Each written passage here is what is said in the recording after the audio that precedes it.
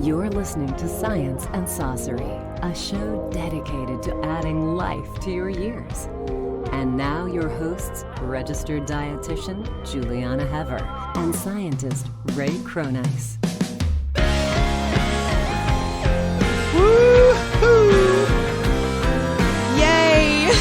Today is the day, finally. The very special day we've all been waiting for. It's a combination of excitement and nervousness. Are you nervous? I think a little.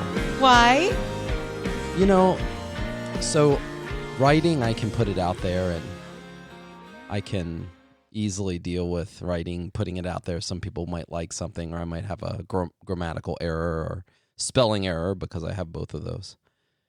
But recipes are a little bit more personal. Oh, that's interesting. And so, you put all this time. I can imagine how some people feel about writing. They're afraid to put their words out there. They're afraid to be judged on writing. And or talking like this. This is also very vulnerable. This doesn't bother me at all. But recipes are a little bit different. And I'll tell you what it is, because we had obviously this huge collection going into the book.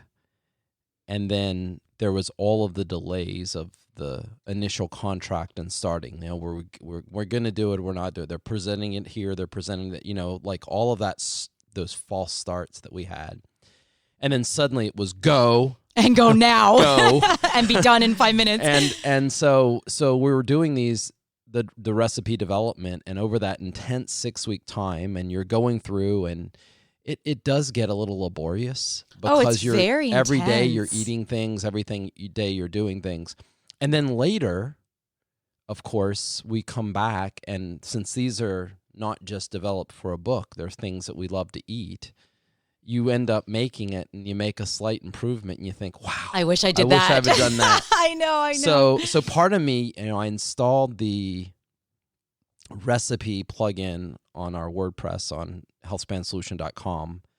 So part of me says we'll start putting some of the modifications to various recipes, or user modifications, because we love that too. We want those feedback. And So if you're nervous, in addition to all that, because I feel that too, it's like you feel like you are putting your child out there. You're putting your heart and soul. We put our heart and soul into this book. We truly did. It's a lot of stories. It's all of our history, what we've researched and practiced and experimented with, and we're putting it all out there into this book, and it is very vulnerable.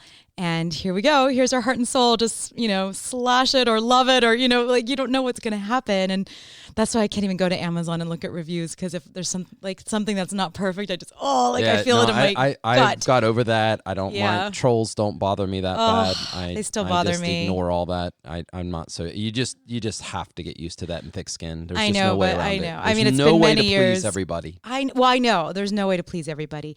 But I am really, really proud of this book. I feel like it is our heart and soul, and it's got a lot of things that I've never seen before in a cookbook, first of all. Yes. And it's, this is my 5th book, your 2nd book published, and so far.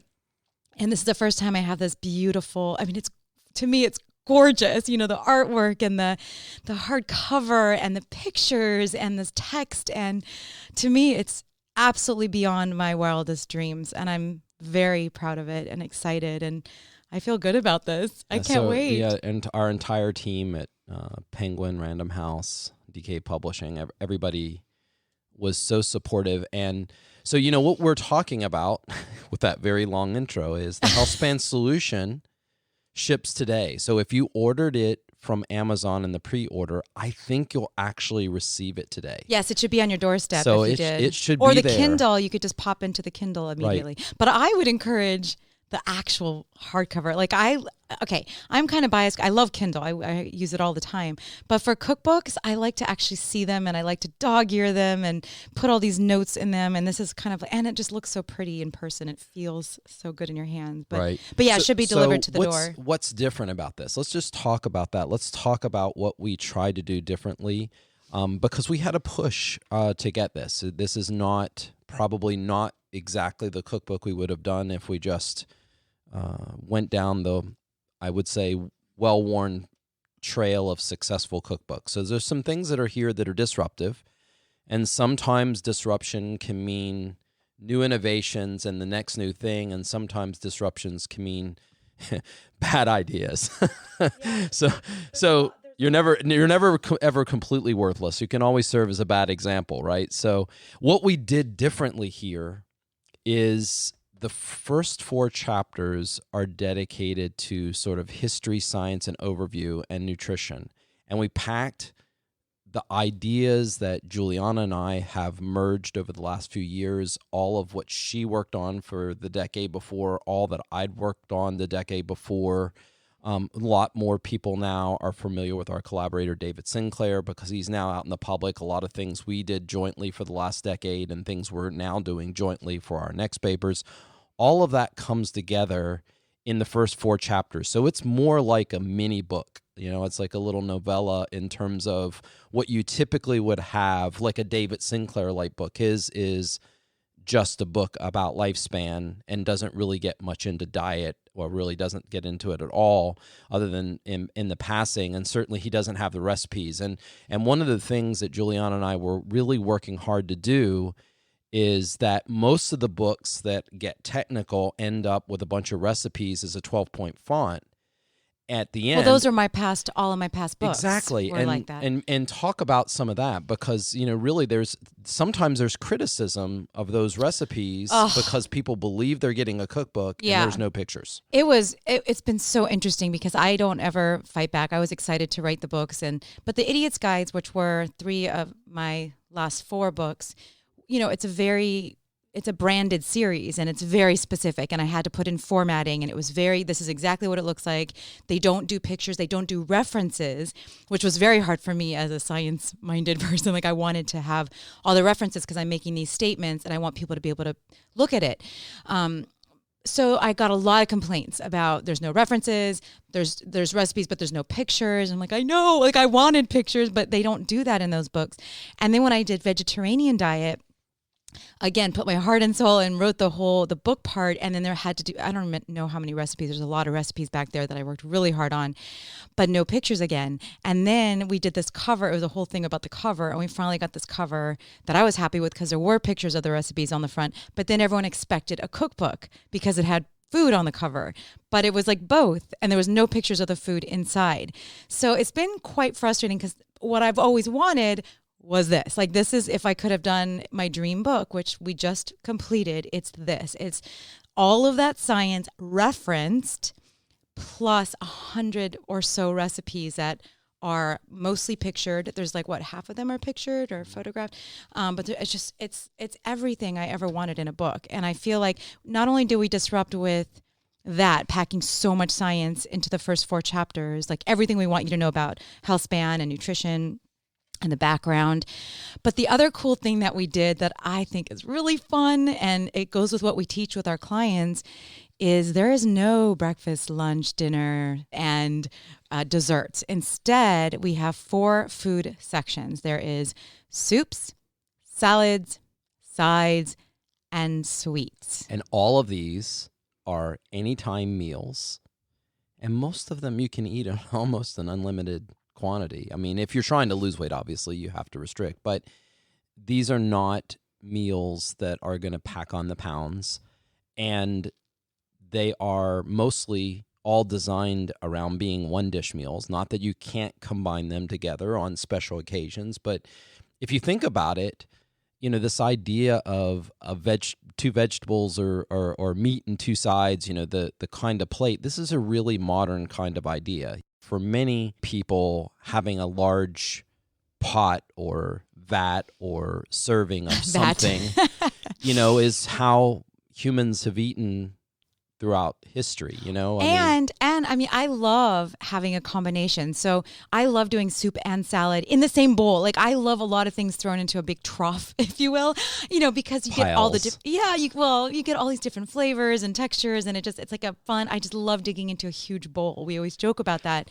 And there's so many ways to use it. It's like the whole thing is there are no rules. You don't have to eat this for breakfast, this for lunch, and this for a snack. I mean, it's not at all like that. You can either make one of the recipes and eat the whole thing, Or you can make, let's say you have your Sundays off and you want to prepare for the week. You can make one or two of the soups, one or two of the salads, and then a side or two or a sweet, and then have those in the fridge all week. And then you could pack it up to go to work or school, and come home and have something else for dinner. There's so many ways to do this. And that's what we want to empower you with. And that's what is different than other, especially diet or, nutrition type of cookbooks, is that we are not telling you you have to do it this way, because that's not true. There are so many ways to do it. And this is, if you eat these meals, these are nutritionally dense, calorically light mostly, and absolutely nutritious and delicious. Yeah. Actually, recipe yield was probably the only thing we capitulated on. I just didn't feel pushing back too hard on that. Everybody but it doesn't really say, if it says 1 to 2 servings, it doesn't have to be. Like, right. We're just. So when we would really, if you want to know the real behind the scenes discussion, and Anne, if you're listening, you can back us up on this. It was really, even with our tasters, it was, well, how much is a serving? How much of this? This is a huge bowl of mashed potatoes. And it's like, dig in. If you want to eat more, eat more. And this is something that is not common in terms of cookbooks. I understand that. And I also recognize that in a traditional cookbook where someone's trying to grab a cookbook to make something special and there's a bunch of people coming and you want to know how much it serves, I can understand where those traditional rules come in. But the difference in this is that we really want you to use this as a template and a guide to start a lifestyle transformation. We want you to be able to spend some time, as we say in our introduction, highlighting and dog-earing and tagging the front, and then we want you to stain the pages with the recipes and make sure that you have really dug in on this. And so hopefully, if you've fixed...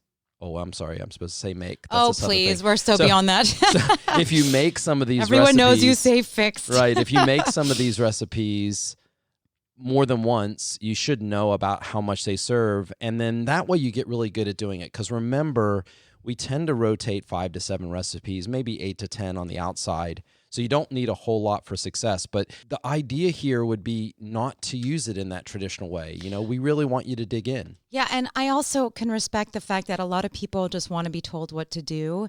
I get a lot of requests for potential clients in my emails all the time that say, I'm just looking for a meal plan. Just tell me what to eat. And I've resisted that even since my first book, where they wanted a meal plan too. And I'm like, I want people to have the empowerment to know what they should and can and want to eat. Like, this is your body. This is your preferences. This is your palate. So I like that we're giving you this freedom, and we want you to kind of embrace that. And that's how you kind of learn what works best for you. And then you don't need to rely on a meal plan or someone to tell you what to do. And you kind of decide and figure out what works best for you. Exactly. And when we look at having everything in the front end, one of the things we loved was the idea that with a beautiful cover like this, it is something I think someone would pick up and look at, and they'll flip and immediately see all the beautiful photography and recipes. But I don't know how many people really read the front end, the front matter that's in a cookbook. Because the front matter, it seems like a lot of times I have to put something in. I'm really a cook. I really want to do these recipes. I really love that part. And that's where, their heart is. They're doing a cookbook and they're really passionate about cooking. And the front part is just something that's required. But there's also a format. There's an expectation. Most people are supposed to put in how to steam and boil and cook, grain time cooking and meal plans and, these basic things that, metric measurements and conversions.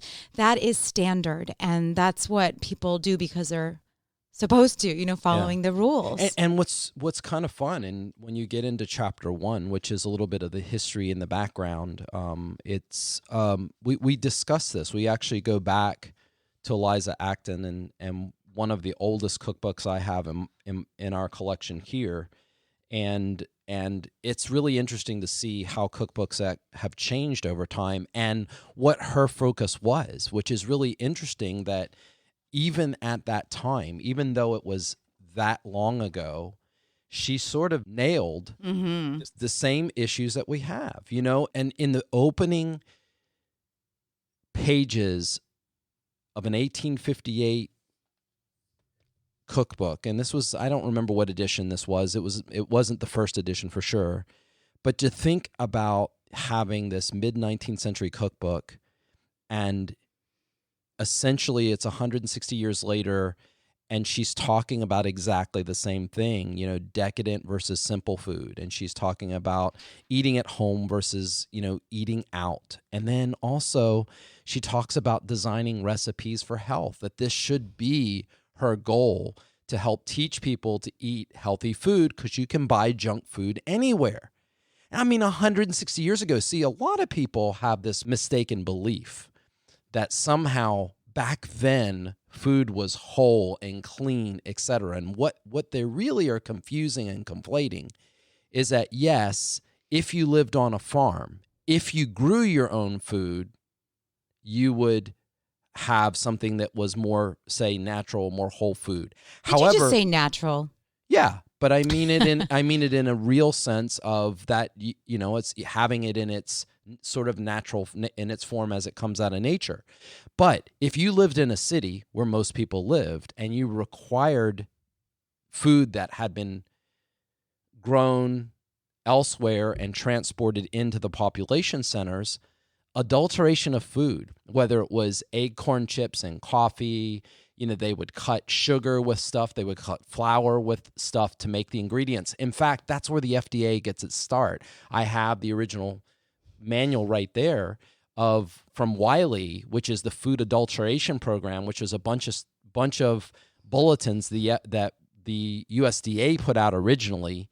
And eventually this becomes the FDA, which this is a series of tests to make sure that the products you were buying really were what they were. So this idea that 100 or a century ago that people were having, more whole food and they were having more healthy food, that it's just not true. In fact, a lot of their foods were more adulterated than today. But bringing it back to this history section, I just think it's fascinating that 160 years ago, they had exactly the same problems. Yes. The only thing that kept them from the rise in weight, if that's what you're thinking, wait a minute, but they weren't overweight then. Yes, they were, if they were wealthy.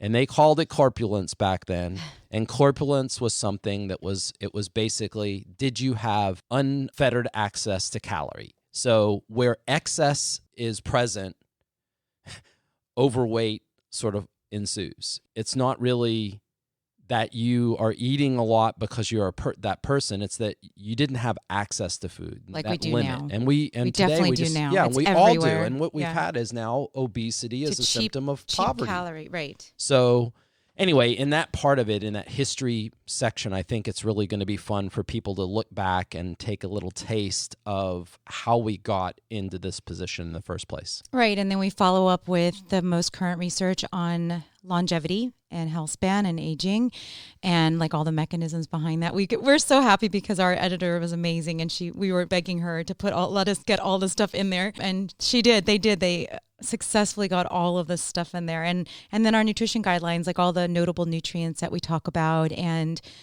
basically nutrition in a nutshell, and that's it. And then food, delicious soup, salad, sides, and sweets. In the nutrition section, when you pushed there, I think what's fun is that, all the basics are covered.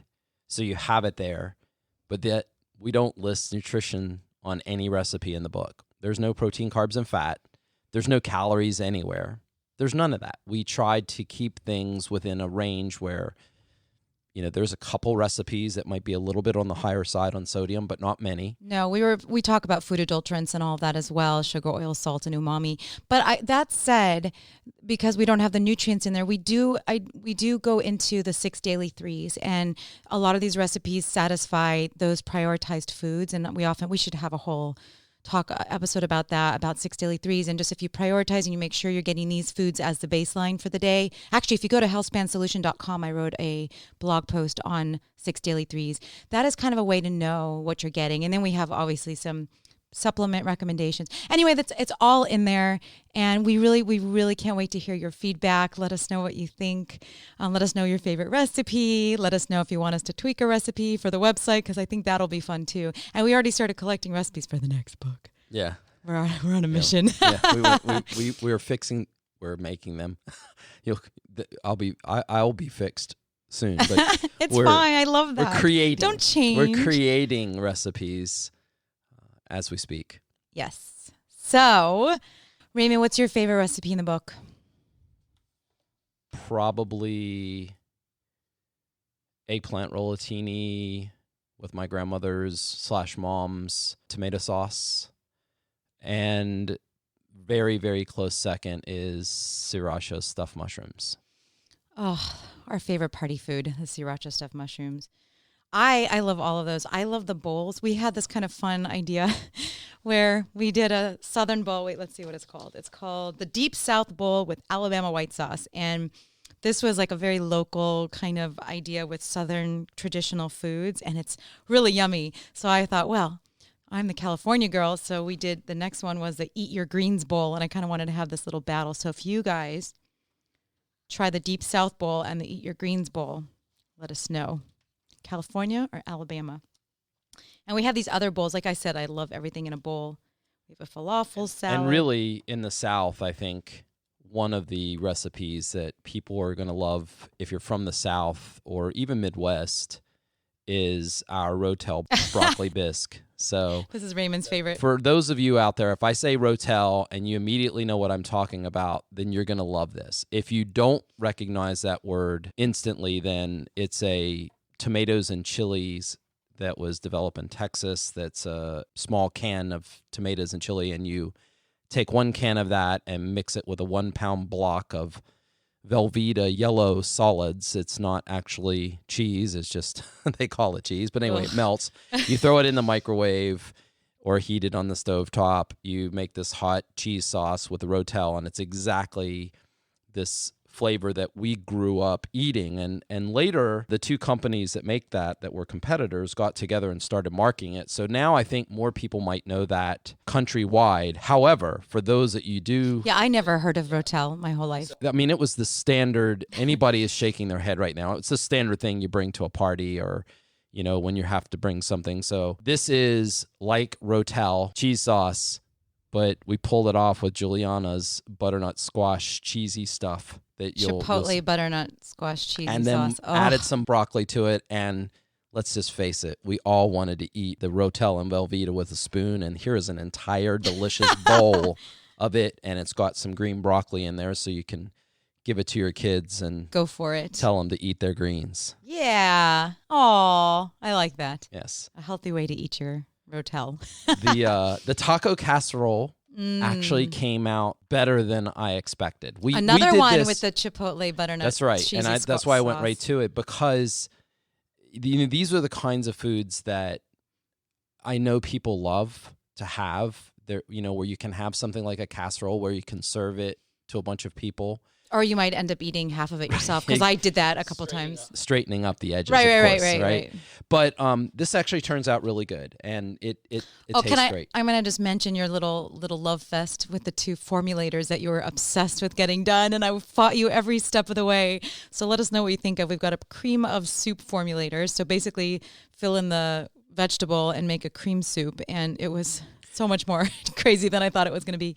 And then there's that burger one. Yeah. The burger so what we wanted to do in both the bean burger formulator and the cream of soup formulator is recognize that you can change flavors quite a bit, and we have the basic thing correct. So it's a formula. Instead of the whatever burgers that are of various health, this is really simple because it's beans, it's rice, it's oats. Yeah. Sun-dried tomatoes and flax seeds and you can make a bunch of them and batch cook them and store them. And so we have a bunch of different flavors: Thai burger, barbecue burger, Tex-Mex burger. I like the hippie burger. Yeah, the hippie burger. It's my hippie heart. So play around with that. You can swap out different kinds of beans, different kinds of rice to get different textures. The same thing goes with the cream of soup one. So the idea here is to create some flexibility, and we want you to experiment, but at the same time, that makes me at least feel a little better about having it all out there. We are naked and out there now. It's official. So be gentle, and hopefully you love this as much as we do. And we're really, we can't believe it. So that's it for today. Thank you so much for all of your support. Thank you so much for joining us on this leafy green path to good health. It's always the foods to remember. Keep eating right. Thank you for listening to Science and Saucery. For more details about the content in today's show or to contact Juliana and Ray, please visit us at healthspansolution.com.